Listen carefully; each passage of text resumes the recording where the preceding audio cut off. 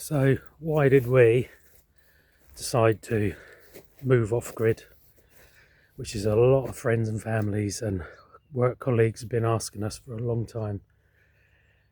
Most people are downsizing and we decided to upsize. So the real reason is, I suppose, we felt like we was on a merry-go-round, just going to work, going home, going to work, going home, where, I don't know, a few years ago we sort of sat down over a few drinks and decided that this is not what we want. We're both the same age, we're both 54. My partner's house, it was her house that she didn't have much mortgage on, or hardly anything really. We've always been sort of outdoor people. I was brought up next to a farm, which I lived 90% of my childhood on, and she's always had horses, been out in the countryside. So with her house being pretty much paid off, was an opportunity to look at going off grid.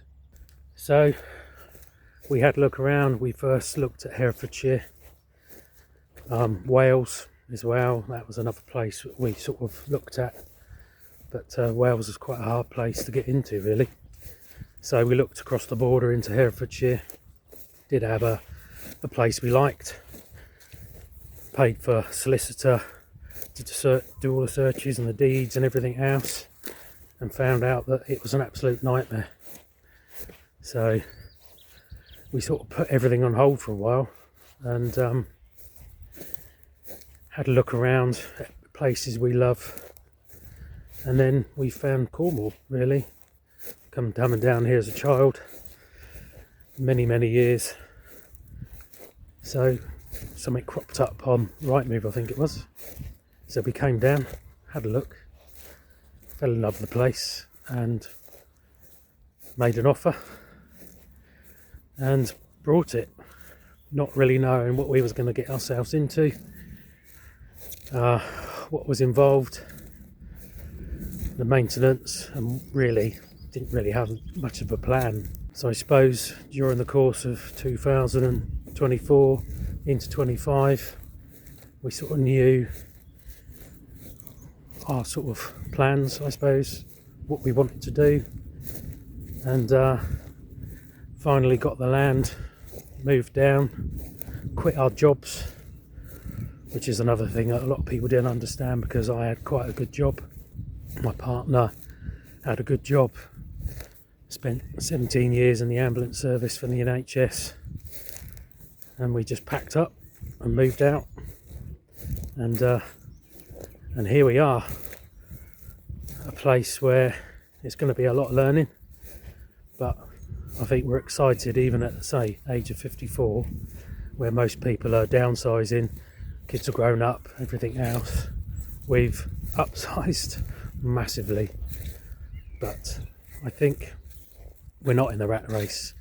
We're in the peace and quiet, fresh air, open views, and in my head, it'll keep you fit and able.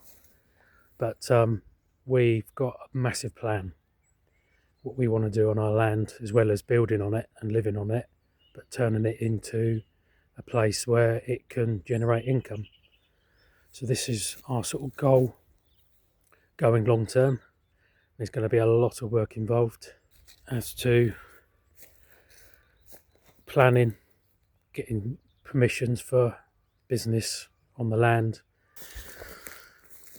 So in a nutshell, that's what we did. Took a leap of faith and decided to live out the rest of our working career and lives living off grid with solar, underground water through spring and borehole, filtration system, diesel generators, everything, and a lot more development, a lot more upgrades, maintenance to get everything what we need.